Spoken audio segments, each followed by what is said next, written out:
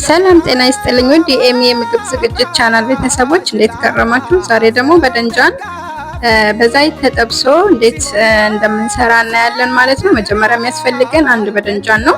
እናንተ ሁለት ሶስት መጠቀም ትችላላችሁ እንደ ፍላጎታችሁ ማለት ነው። እኔ ግን አንድ ብቻ ስለሆነ መጠቀም ፈልገው አንድ በደንጃን ቆዳውን በዚህ መልኩ ልጣውና ከላጥኩት በኋላ በዚህ እንደ ቪዲዮ ላይ እንደምታዩት ሰነጣጥቀዋለሁ ማለት ነው። በዚህ መልኩ በቁመቱ ከላይ ራሱን ሳላላቀቅ በቁመቱ እንደዚህ አድርጌ ሰነጣጥቄ ሲጨርስ በጎድጓዳ ሳህን ላይ ጫውና ውሃ በማድረግ ውስጡ ጫው እንዲዳረስልኝ ውሃ ውስጥ ነክረዋለሁ ማለት ነው። ከውሃው ውስጥ አጠንፍፌ ውሃው ንጹህ ከሆነ ውሃው ከወጣ በኋላ ትንሽ መጠጥ ሲልልኝ ወደ የሽምብራ ዱቄት አዘጋጅና ሽምብራ ዱቄቱ ላይ እንደዚህ በዚህ መልኩ እንደምታዩት እንዲዳረስ በደንብ አድርጌ ላይ የነሰነስኩኝ እንዲዳረስ አድርጌ በደንብ ነሰንሰዋለሁ ማለት ነው። ከዛ በኋላ ዘይት አግልና ልክ በዚህ በምታዩት መልኩ በዛይት እጠብሰዋለሁ ማለት ነው። በዛይት ሲጠበስ በጣም ኩሽ የሚል እንትን ነው የሚያመጣው።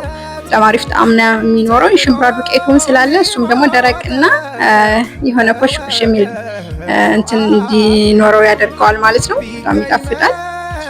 በዛ መልኩ እንደዚህ አይነት ከለር ሲሰጣችሁ በደንብ ከተጠበሰላችሁ በኋላ በዚህ መልኩ መልሳችሁ ታወጡታላችሁ። እንደዚህ በሚያምር ሁኔታ በስሎ ወጥቷል ማለት ነው። በምትፈልጉት በማይነዝ በከቻፕ አድርጋችሁ ድንች በዛይት ተጠብሶ እንደምትመገቡት ይሄንንም በዛ መልኩ አድርጋችሁ መመገብ ትችላላችሁ።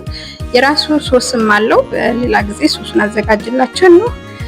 ቻናልን ስለተከታተላችሁ አመሰግናለሁ። ሰብስክራይብ ሳታደርጉ አትውጡ ውድ የቻናሌ ቤተሰቦች።